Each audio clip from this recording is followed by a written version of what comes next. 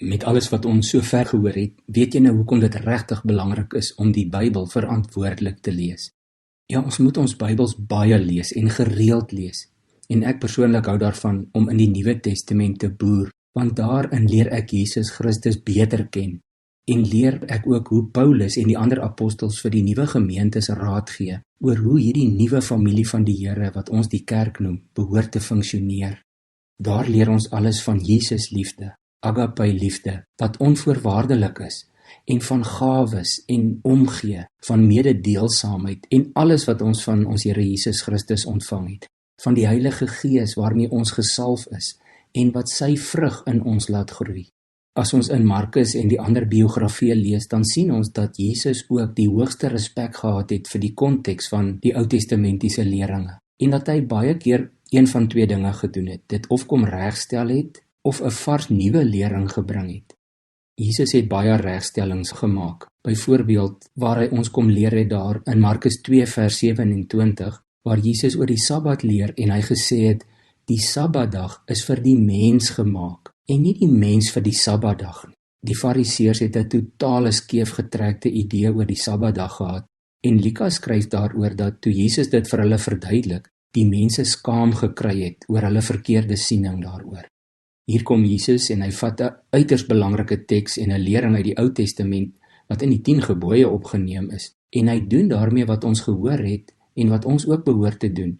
Hy neem in ag wie dit oorspronklik geskryf het en wat was die agtergrond, in watter verbond is dit opgeteken, die ou verbond. Wie was die oorspronklike eerste lesers of ontvangers daarvan? Dit was Israel, net nadat hulle so pas na 400 jaar van slawerny uit Egipte bevry is en hulle moes leer hoe God wou hê dat hulle anders moes leef en optree, afgesonderd van en anders as die heidense volke waardeur hulle omring was. En dan is daar nog 'n hele paar ander voorbeelde waar Jesus radikale regstellings kom maak het en leringe gekorrigeer het. Byvoorbeeld daar in Matteus 5 van vers 43 af, waar hy sê, julle het gehoor dat daar gesê is, jou naaste moet jy lief hê en jou vyand moet jy haat, maar ek sê vir julle, julle moet julle vyande lief hê. Daar is nog talle sulke voorbeelde. Maar Jesus het ook vars nuwe lering gebring. Die heel belangrikste natuurlik is daar by die instelling van die nagmaal, toe hy verklaar het, hierdie is die nuwe verbond, beseël deur my bloed. Daar het hy die nuwe verbond kom sluit met elkeen wat in hom glo. In Johannes 13 vers 34 gaan Jesus selfs nog 'n stapie verder en hy sê, ek gee julle 'n nuwe gebod, julle moet mekaar lief hê. Maar hier kom die kwalifikasie, soos ek julle lief het, moet julle mekaar ook lief hê. Hy kom vernuwe selfs die norm van hoe naaste liefde moet lyk. Die norm is nie my selfliefde nie net soos myself nie, baie meer. Jesus sê, ons moet lief hê soos hy. Dit is 'n hele paar grade meer as om iemand net lief te hê soos wat jy jouself het. Weet jy nou hoekom dit regtig belangrik is, waarom 'n vers geskryf is in 'n hoofstuk, in 'n boek, deur 'n spesifieke skrywer, aan spesifieke eerste lesers? En dat ons altyd vir onsself moet vra in watter testament of verbond staan dit geskryf.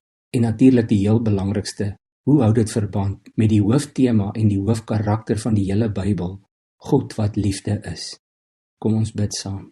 Here Jesus, ek het sommer lus om nog baie meer van U te leer en te lees. Help my deur U Gees om reg te lees.